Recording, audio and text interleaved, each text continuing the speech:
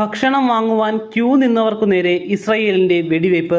മരിച്ചു വീണത് സ്ത്രീകളും കുട്ടികളുമടക്കം 112 പേർ. 700-ലേറെ പേർക്ക് വെടിവയ്പിൽ പരിക്കുമേറ്റു. മരണസംഖ്യ ഇനിയും ഉയരുമെന്നാണ് കരുതപ്പെടുന്നത്. പലസ്തീൻ ആരോഗ്യ മന്ത്രാലയമാണ് വിവരം അറിയിച്ചിരിക്കുന്നത്. ഗാസയുടെ പടിഞ്ഞാറൻ മേഖലയിൽ നബുൾസിക്ക് സമീപം അവശ്യ സാധനങ്ങൾ എത്തിക്കുന്ന ട്രക്കിന് വിതരണത്തിന് കാത്തുനിന്നവർക്ക് നേരെയാണ് ഇസ്രായേൽ സൈന്യം വെടിയുതിർത്തത്. ഗാസയിലേക്കുള്ള കവാടങ്ങൾ ഇസ്രായേൽ സൈന്യം കയ്യേറിയിരിക്കുന്നതിനാൽ ആവശ്യത്തിന് ഭക്ഷണ സാധനങ്ങൾ പ്രദേശത്തേക്ക് എത്തുന്നില്ല.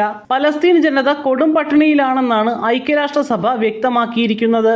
ഈ അവസരത്തിൽ ഗാസയിലേക്ക് വരുന്ന ട്രക്കുകൾ പലതും വിശന്നു പൊരിയുന്ന ജനങ്ങൾ ആക്രമിക്കുന്നതും പതിവായിരുന്നു. എന്നാൽ ഭക്ഷണ ട്രക്കുകൾക്ക് മുന്നിൽ തടിച്ചുകൂടിയ ജനങ്ങൾക്ക് നേരെയാണ് ഇപ്പോൾ ഇസ്രായേൽ വെടിവയ്പ് നടത്തിയിരിക്കുന്നത്. ഇസ്രായേൽ പലസ്തീനിൽ നടത്തുന്നത് വംശഹത്യ തന്നെയെന്ന് തെളിയിക്കുന്നതാണ് ഈ സംഭവമെന്ന് വിമർശനം ഉയരുന്നുണ്ട്. സ്വയം പ്രതിരോധത്തിന് വേണ്ടിയാണ് ഇസ്രായേൽ അതിക്രമം നടത്തുന്നതെന്നും അതിന് രാജ്യത്തിന് എല്ലാ അവകാശങ്ങളും ഉണ്ടെന്നുമുള്ള നിലപാട് തന്നെയാണ് അമേരിക്കയടക്കം വിഷയത്തിൽ ഇപ്പോഴും കൈക്കൊണ്ടിരിക്കുന്നത്. ഇതാദ്യമായല്ല ഇസ്രായേൽ ഭക്ഷണത്തിന് കാത്തുനിന്നവർക്ക് നേരെ നിറയൊഴിക്കുന്നത്. കഴിഞ്ഞ ആഴ്ചയും ഇത്തരത്തിൽ നടന്ന ഒരു വെടിവയ്പിൽ ഒരാൾ കൊല്ലപ്പെട്ടിരുന്നു.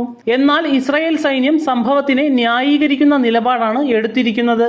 ഭക്ഷണ ട്രക്കിന് ചുറ്റും കൂടിയ ജനങ്ങൾ അക്രമാസക്തരായെന്നും ട്രക്ക് കൊള്ളയടിക്കുവാൻ ശ്രമിച്ചതിനെ തുടർന്നാണ് വെടിവെച്ചതെന്നുമാണ് ഇസ്രായേൽ പറയുന്നത്.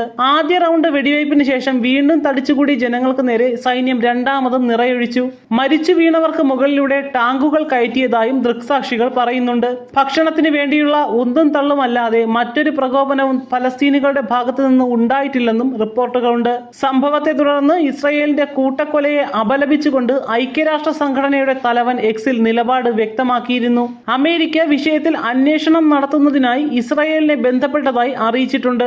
എങ്കിലും നടന്നത് കൂട്ടക്കൊലയാണെന്ന് സമ്മതിക്കുവാനോ ഇസ്രായേലിനെ അപലപിക്കുവാനോ അമേരിക്ക ഇതുവരെയും തയ്യാറായിട്ടില്ല.